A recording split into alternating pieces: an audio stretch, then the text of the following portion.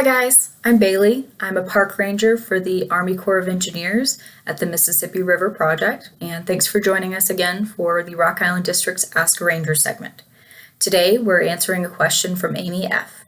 What do rangers do in the winter when campgrounds and recreational areas are closed? That is a great question, Amy, and it's one that we get asked a lot. So as much as we might like to hibernate and take a nap like our animal friends all winter, there is so much that needs to get done that it's just not an option. So we have the natural resource management section, which is where the park rangers work, and that's divided into environmental stewardship and recreational side.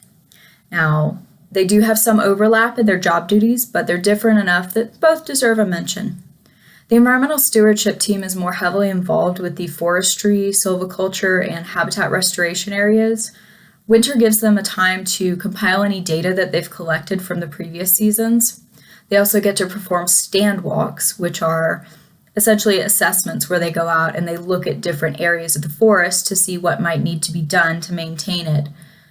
They then take that information and the previous year's data and they compile it into prescriptions and work plans so that we know what we need to do to maintain the health of the forest for the next decade or so. During that time, there's also things like tree trimming, planting, and removal being done, but we have a very specific cutoff date of March 31st, and it's there for a reason. We have this cool little species called the Indiana bat. It's an endangered species that calls the Mississippi River forest home, and we have to stop our tree trimming activities because it is a tree roosting bat species. They don't live in caves like we traditionally think of with bats, so we want to make sure we're not disturbing them. Now, on the recreational side, we have leftover maintenance in any of the campgrounds and recreational areas, anything that couldn't be handled because of people visiting the area or weather just preventing it. There's closing and opening these campgrounds and recreational areas, which is a job into itself.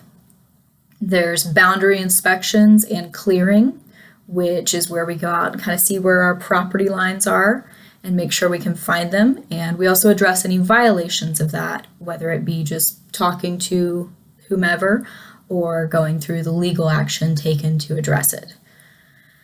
During the winter, we get into a lot of educational and outreach activities, which are my personal favorite. That includes things like programs, special events, and activities. You guys may be familiar with the area's Bald Eagle Days. That's a lot of Army Corps activity going on there. We are a big participant in that, and that's one of our biggest events for the year. We're also involved in planning any brochures and publications for the year so that we can dedicate the time we need to get those done properly. Both sections are going to be involved in training and certifications during the winter months. We also get to meet with resource management professionals from other agencies and groups, as well as individuals within our own district that we may not get to see very often. Hi, Coralville.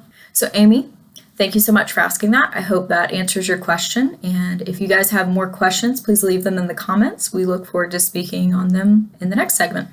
Thanks.